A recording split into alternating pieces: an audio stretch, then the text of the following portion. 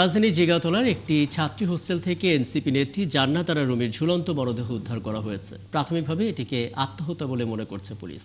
NCP নেত্রী সামান্তা শারমিন বলেন, জুলাই যোদ্ধাদের ওপর অব্যাহতভাবে হামলা হুমকি চলছে। তিনি এই ঘটনার সুষ্ঠু তদন্ত দাবি করেন। বিস্তারিত জানাচ্ছেন জুলিয়া তানহা।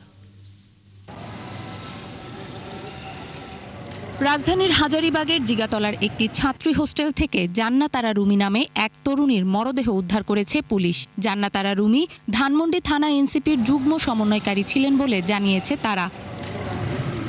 ভোরের দিকে খবর পেয়ে পুলিশ ওই হোস্টেলে যায়। হোস্টেলের বাসিন্দারা ঘটনার বর্ণনা দেন।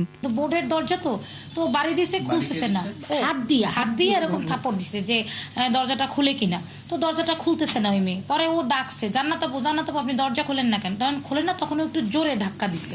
যখন জোরে ধাক্কা দিছে, কারণ বোর্ডের দরজা তো, ওই দরজাটা খুলে গেছে।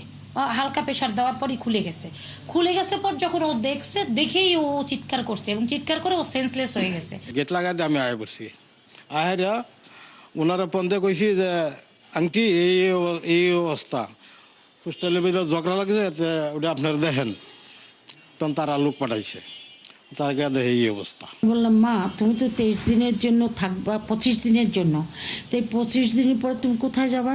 আমার একটা চাকরি হয়ে গেছে, আমি সেখানে যাব।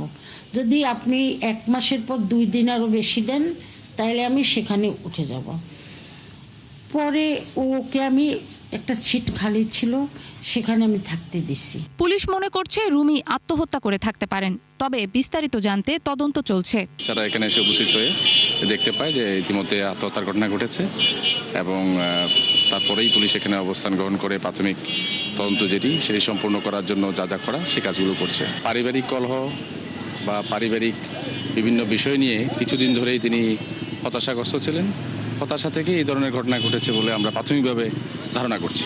বিকেলে রুমির মরদেহ দেখতে ঢাকা মেডিকেল কলেজ ও হাসপাতালে আসেন এনসিপির জ্যেষ্ঠ যুগ্ম আহ্বায়ক সামান্তা শারমিন। তিনি ঘটনার সুষ্ঠু তদন্ত দাবি করেন। রুমির এই ঘটনা কিন্তু আমাদেরকে অ্যালার্ট করে, একই সাথে যেমন সাবধানী করে, একই সাথে প্রেরণাও দেয় যে সম্মুখ সারির যোদ্ধা হলে এ ধরনের ঘটনা ঘটতে পারে, কিন্তু আমাদের প্রস্তুত থাকতে হবে। সবচেয়ে বড় ব্যাপার, আমাদের প্রতিরোধ আছে, কিন্তু রাষ্ট্রীয়ভাবে এগুলোর যদি ব্যবস্থা নেওয়া না হয়, শুধুমাত্র আমরা নির্বাচনের ডামাডোলে এগিয়ে গেলাম, কিন্তু আমরা কোনো রাষ্ট্রীয় প্রতিষ্ঠানগুলো সংস্কারের কথা বললাম না, এগুলোর ব্যাপারে কোনো আলাপ তুললাম না, এটা কোনো সুষ্ঠু নির্বাচনের দিকে আমাদেরকে নিয়ে যাবে না।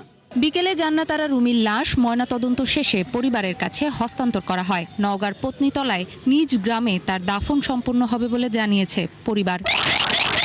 জুলিয়া তানহা, ৭১, ঢাকা।